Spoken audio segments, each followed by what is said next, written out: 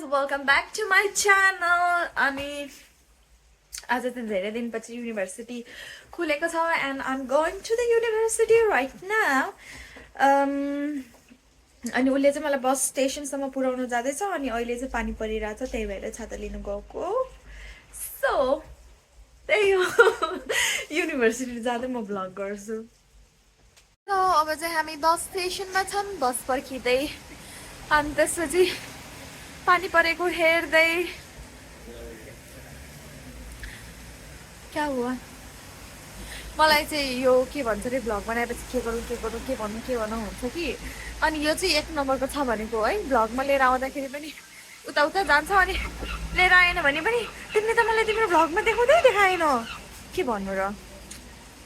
So मैले चाहिँ के पनि मेकअप गरेको छैन. So you can see my pimple scar both of side.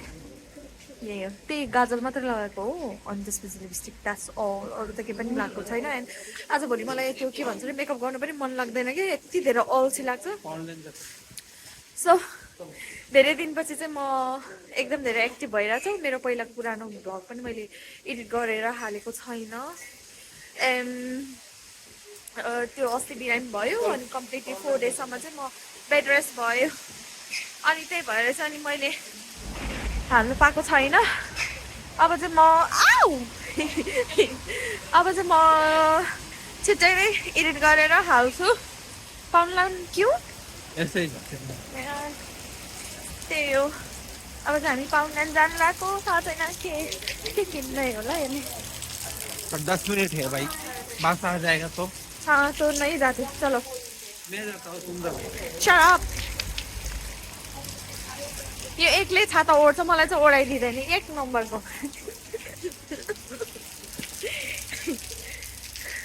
So guys अब चाहिँ म राख्छु बसलाई कुर्छु बसमा चढेर जान्छु. क्या कह रहे थे बताओ जल्दी जल्दी बताओ जल्दी बताओ. How are you? How could I help you? Can I have a coffee please? Now please. Kyun? Why? No. Why? Coffee, no. Why? No coffee. Why? Why I can't have a coffee? Oh. एउटा coffee मागेको coffee पनि दिन सक्दैन के भन्नु हैन.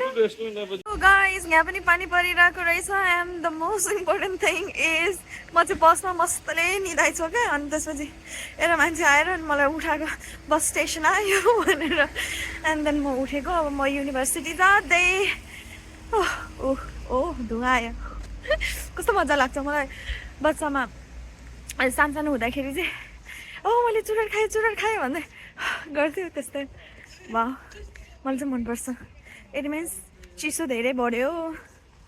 So म चाहिँ लिफ्टदेखि जाँदैछु. ओ माई गुडनेस लास्टै थाक्यो.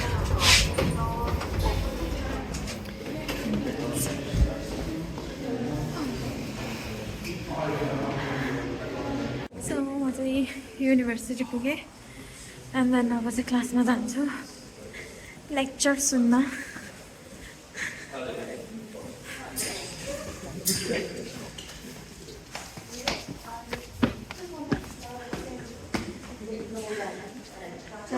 एउटा लेक्चर बाँकी छ त्यो लेक्चर सुनेर अनि त्यसपछि घर जान्छु फेरि. सो गाइज म चाहिँ फाइनली क्लाइन्ट आयो युनिभर्सिटीदेखि. जाँदा त उज्यालोमै गएको थियो आउँदाखेरि चाहिँ पुरै रात पऱ्यो कि अहिले त्यति धेरै ऊ पनि भएको छैन क्या. 5:30 बजे भएको छ. त्यही पनि 5:30 बजे नै यति धेरै राति. पहिला चाहिँ 9 बजेसम्म पनि उज्यालै भइरहेको थियो. अहिले चाहिँ यति छिटो राति हुन्छ. सो आजको लागि चाहिँ मेरो ब्लग यति नै. So bye bye. Do not forget to like share and subscribe. अनि त्यसपछि सो फेरि भेटौँला अर्को भिडियोमा. बाई.